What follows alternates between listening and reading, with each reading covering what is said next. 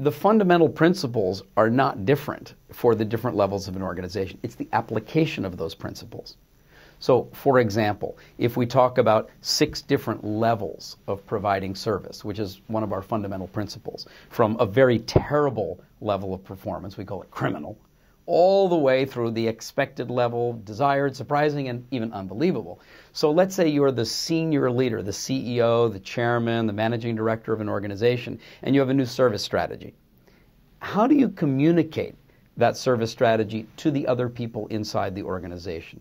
What level of commitment do you demonstrate in how you're going to bring that forward? You could do it in a very expected manner. You set the strategy, pass it to corporate communications, it's their job to pass it on. Or you could do it even worse. You could say, well, I wrote that down and now pass it to your assistant, and their job is to figure out how to get thousands of people in the organization to understand your strategy. Or you can step up and take a lot more personal responsibility for how are you going to communicate this to people, for example, by video, in meetings, in your own role modeling, in panel discussions, in having time actually at the front line where people can ask you questions and you can answer and show them how that new strategy you've come up with really comes alive.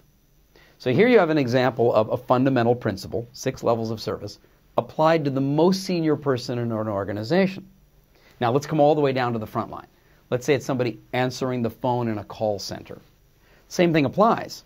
I can answer the phone late, and then with a fairly rude tone of voice, say, yes, can I help you?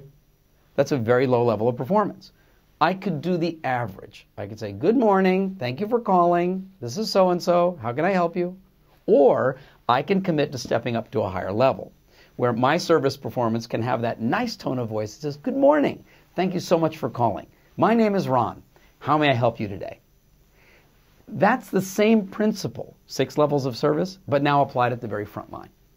So the power of this is having throughout the organization, top to bottom, inside and out, everybody understanding the same fundamental service principles and then learning how to apply it to their own job.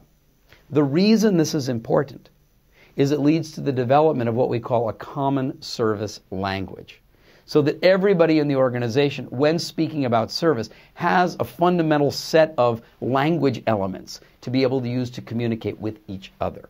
We find in large organizations that so many years of service training has been done at different levels. So many hours have been spent, so much money. And yet if you ask people, what is superior service throughout the organization, you'll get different answers everywhere you go. It's time for that to stop.